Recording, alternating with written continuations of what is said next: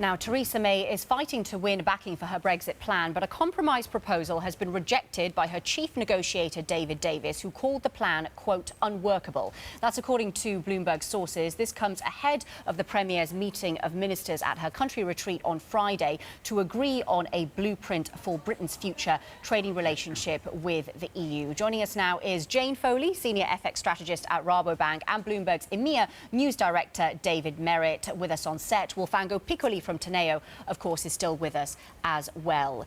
David, how significant is this sort of stumbling block, I suppose, with David Davis? Is it just one of many that we might see over the next couple of days? Well, we've been here before, haven't we? You know, we had David Davis threatening to resign over some of these details when it was connected with the Irish border. Of course, he walked back on that threat. We've had very many members of Theresa May's cabinet threatening various things over the months. What's important to remember here is that none of them have actually resigned. And if you think about Mrs May's progress throughout this whole very tortuous process, we've been inching along step by step, and various compromises have been reached, and she is still in position. We have people outside the cabinet like Jacob Rees-Mogg threatening, well, we could have a leadership contest, but it's not actually happened yet. So we're going to have to wait and see, first of all, what the exact proposals are, what happens tomorrow at the Chequers meeting.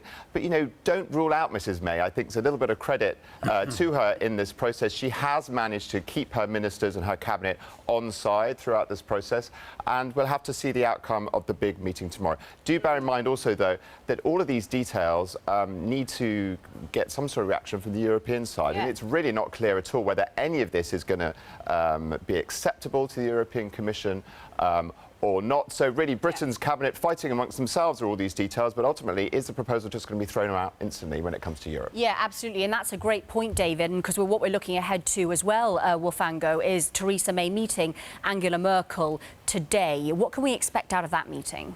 I think May is going there to ask Merkel not to reject out of hand whatever is going to come out of the meeting tomorrow. Gain time. It will be eventually rejected. I mean, for once, David Davis here is right. This is unworkable. It's unworkable for the European side. The question here, the meeting on Chequers on Friday, is about British domestic.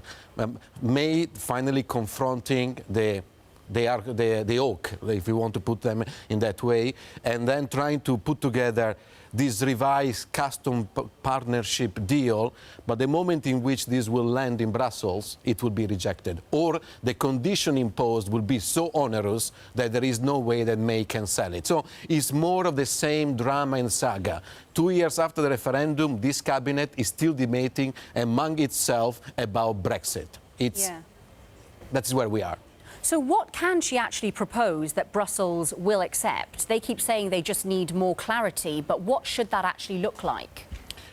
Well, I think the question for her, first of all, here is what she can propose that keeps her where she is in office and keeps the cabinet. That is a real struggle here. From the Brussels point of view, the message has been very clear here. The best case scenario is a Canada deal.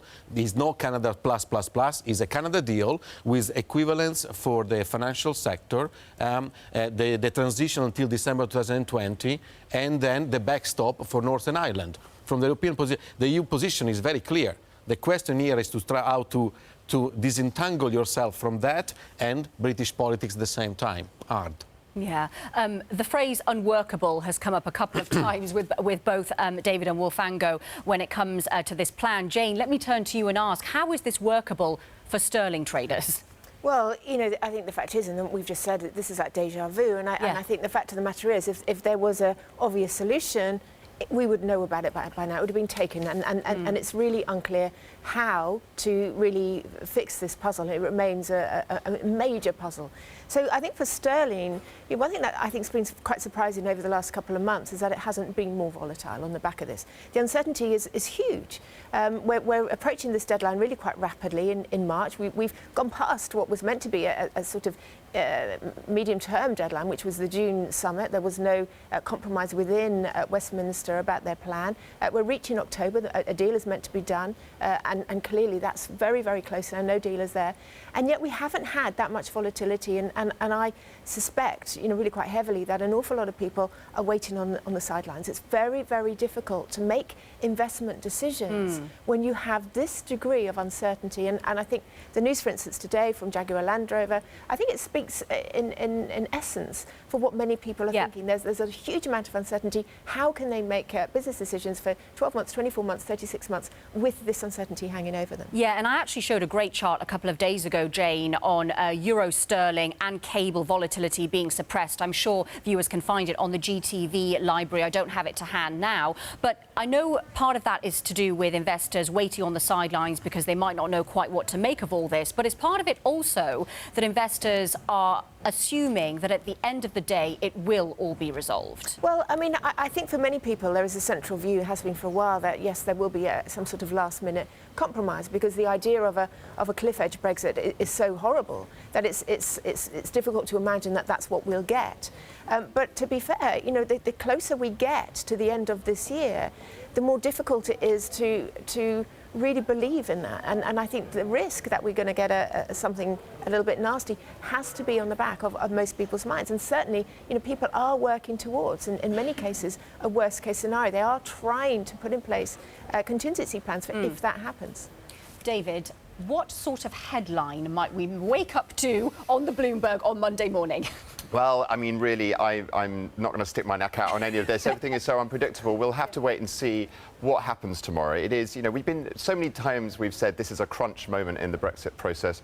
But, as the deadline approaches, as Jane was saying, we're now getting very, very close to the point where we have to have at least a withdrawal agreement in place. Otherwise, everything is off next March and we are facing the cliff edge. So, yes, there do have to be some decisions made. But all along this process, we've thought we were nearly there, and then the can has been kicked down the road. Mrs May has been an absolute master of doing that and remaining in position. So perhaps that's where we might be on Monday morning. Everyone backing away from the precipice in terms of the cabinet, coming out with some wording which everybody feels that they can get behind. And then the ball is thrown to the European Commission's court, which, as we've said, may well just throw it straight back at them. And then we'll have to see where that leads us.